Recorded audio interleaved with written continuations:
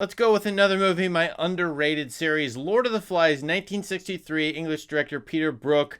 Here's why I think this movie is better than what most people are saying, or the majority of people are saying on the internet, coming up next.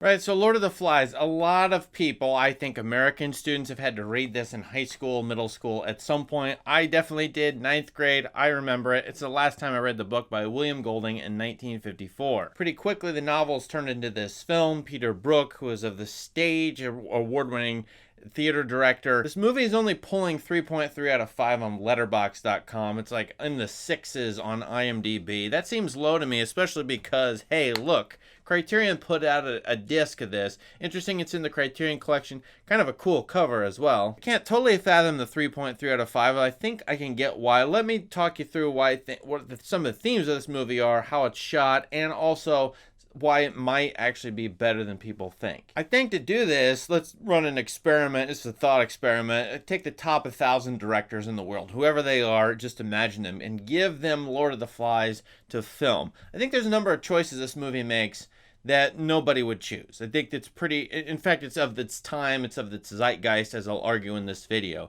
One of the things they do in this movie, of course, is they just drop the kids onto the island. You're only getting the island, which is the novel as far as I can remember. There's no before the island, what was going on, no scenes of that, and no aftermath once the kids presumably get back to England or somewhere in Great Britain. Instead, there's a la jetée photo montage at the beginning indicating not only that this is English or British boys, but also their infatuation with planes, reminding me of J.G. Ballard and his Empire of the Sun, his autobiography, where he admits, I think these kids are of this time, that he is really into technology and machines. He loves the Japanese airplanes, even though they become the enemy in World War II at that point in time when he, as a boy, was living in China. The infatuation with planes, with technology, is going to be inverted here because these boys are going to lose all the technology, all the trappings of modern civilization. They're going to go back to quote-unquote primitive lifestyle. And as you know, if you've read the book or you know the story, these kids slowly over time, actually it seems like quickly over time, it's only a 90-minute movie,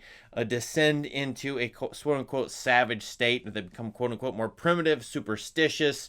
They ended up, spoiler alert, but I think most people know this, end up killing each other. A couple kids die in the course of this movie. And the movie is in a grittier mode. The mise-en-scène is about, I think, shocking. To me, this is kind of sort of a horror movie and is talking to other horror movies of this time period. Also, this is in black and white. Also, this is in 4:3. You know, those are choices that didn't have to be made. And child actors, not great child actors. I think that's one of the off-putting things that why people have rated this lower. Yet it has a documentary vibe in the mise-en-scène. There's no doubt about it. It occasionally you get these shots that look like a camera is placed on an island kind of spying on these kids. And all of the shots seem like fragmented. There's a collage-like aspect to this movie where it's disjointed somewhat between shot to shot.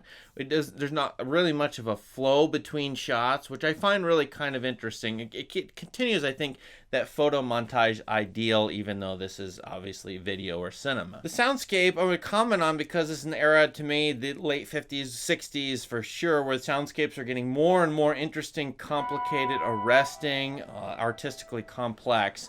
And that's the case to me with this movie. I was surprised to see when I watched it, the composer is Raymond Lepard. I think that's how you pronounce his name, which I've only known looking at CDs, and he's into Baroque music. He was on Wikipedia. He's called the reviver of Baroque, one of the revivers of Baroque music in Great Britain in this point in time. But the score is kind of minimalist. It's even kind of cheeky when it uses a militaristic theme over the beginning and ending credits. And then there are the sound effects, which there's the tribal drums, or just drums that act like tribal music. And as well, there is this buzzing fly. And it's almost too literal for me, but a buzzing fly to signal, okay, Lord of the Flies. A title that comes from the word, I think that comes from Beelzebub from the Bible, Lord of the Flies, a god, an idol, false god, sacrificial thing.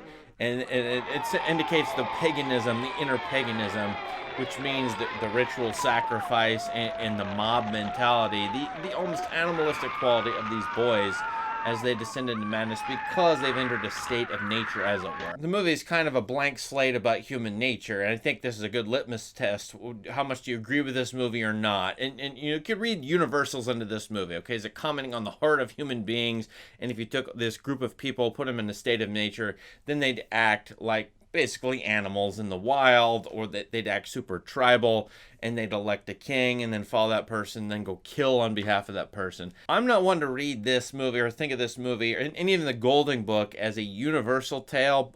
Politically, I'm more like a Machiavellian realist, I would say, in some cases, and that means it's of its time. It's commenting on the English Empire, the British Empire waning and losing maybe some of its power. What's the course of that? Also, the education of children, and then maybe the need, arguing for the need for it, that children at their hearts, English children, British schoolboys here, are at their heart quote unquote savages. They're no different than the people they colonized at the beginning of the colonization. The so-called civilization is kind of arbitrary. It is not necessarily, the English are not necessarily of a higher order, because when you put them in a state of nature like this, they degenerate. There's also maybe an anti-religious vibe. I'm not sure about that, but the choir boys at the beginning, all dressed up and singing, descend into being the hunting tribe that is as animalistic and degenerate as anybody on the island. And so these religious guys, and maybe it's only commenting on their nominalism of their religion, their religious types descend into total superstition, believing in ghosts and spirits, acting upon that, and then of course a mob mentality, which gets a couple of kids killed in the movie. But these island scenarios, going back to Crusoe, Robinson Crusoe, it's a Cruisinade, where you put somebody or a group of people on the island and see what happens, and then you work out, okay, are you a monarchist? Do you think democracy will work?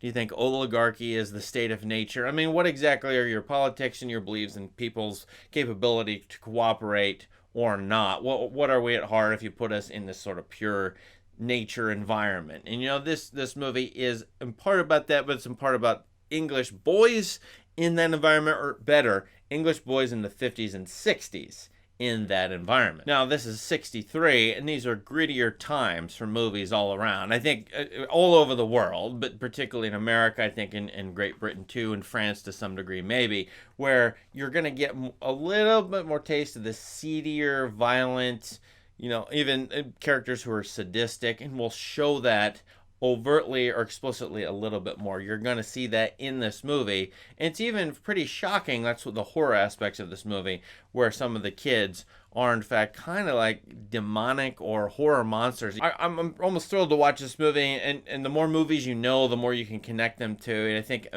almost immediately of Clockwork Orange, which comes out several years later, and Kubrick's interest in the apes in 2001 and how they act and the tribalistic nature of them. And then again, prison camp movies. They had a whole prison camp movie video where I looked at my favorite ones, but then I can see them over time, and they get more and more degenerate, from Bridge on the River Kwai, where the ending is madness, and this call of despair at the end of that movie, onward to King Rat, which I think comes in about this year. Very interesting British prison camp movie where self-centeredness and the desire to even harm people in order to get what you want, your own people, come out of that sort of movie, and it's a little bit grittier and darker fare. Eventually we'll get to The Wild Bunch, where at the beginning of that, and 6 years later, Sam Peckinpah is using children to laugh at ants versus scorpions as a symbol of like the degenerate, violent heart of humanity, or people in the West in the mid-20th century or something like that. And of course the Cruisinades, they're all sort of arguing with each other. You got Swiss Family Robinson, the Disney version, which comes out in 1960, just 3 years before this. It's real happy. The family, in a way, the nuclear family lands on the island. They built a paradise a la Caruso, who does it all himself. Here, a family does it all themselves, and they have to fight off pure nature and bad people in order to save their own island, which is their kingdom. But then you get, Dr. Moreau, which goes way back to H.G. Wells.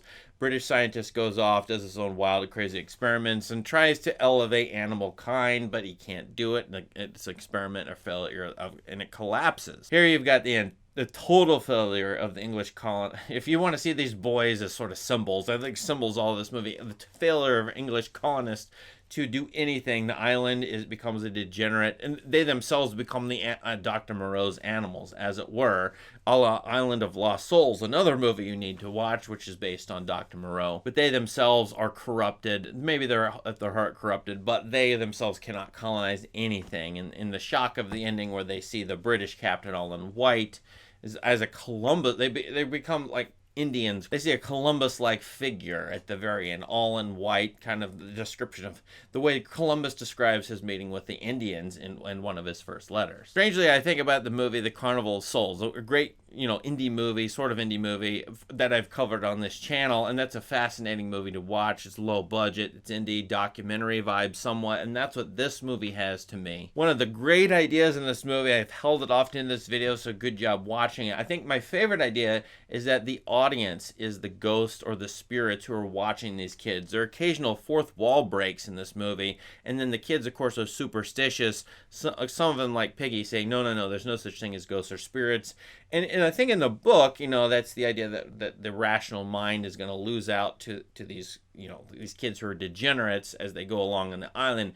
But here in the movie, that's inverted. A movie can do something different. I think we are the ghosts. I think the ghosts actually exist. We are the onlookers, and the kids are kind of aware of our presence, weirdly enough. There's some kind of communication between us, even though they don't know who we are, but they can sense us watching because we are the spirits observing them. They're trying to find us. That gives this tale a little bit more complexity. It's not just rational versus superstitious, because the superstitious are actually kind of right in this case, if you want to think about it that way. And as far as this story goes, there's a lot of ways to see it, as I've described. Think about the American versions of this, like Robert Heinlein's Tunnel in the Sky, maybe Starship Troopers, but Tunnel in the Sky is a good one where the kids are stranded on a lost planet and end up cooperating and tremendously. It's like a frontier environment which they're able to shape and mold as they please. Also is Novel Time for the Stars. So that's a more optimistic version of this story. And I also think of the 400 Blows, the ending of that, where the protagonist, the boy protagonist, walks off, escapes the prison, and is on the beach, and you see him in the freeze frame at the end of that movie. The call and desire for existential freedom might be the meaning of the end of that movie. In this movie, it's like as if that boy protagonist in 400 Blows, if he found 50 friends and they had their own sort of civilization on the beach at the end of the 400 Blows. And this is a giant middle finger to the idea of existential freedom, the law and order needed, which might be arbitrary, by the way, with the conch as a totem, but that is maybe necessary to establish these boys and keep them in check, versus their unchecked desires, which then descend into the tribalism you see happen over the course of the movie. Now, I'm not saying this is the greatest movie ever. I'm not saying this is maybe one of the worst movies I've mentioned in the video. I think I'd rather see King Rat, for example, a movie I really admire. But what do you think of The Lord of the Flies? I mean, it's kind of an interesting movie. What have you seen in it? What are your ideas about it? How do you interpret it? There's like 100,000 ways to interpret it, seems like. Let us know in the comments. Please subscribe to this channel for more great content. Thank you. Have a great day.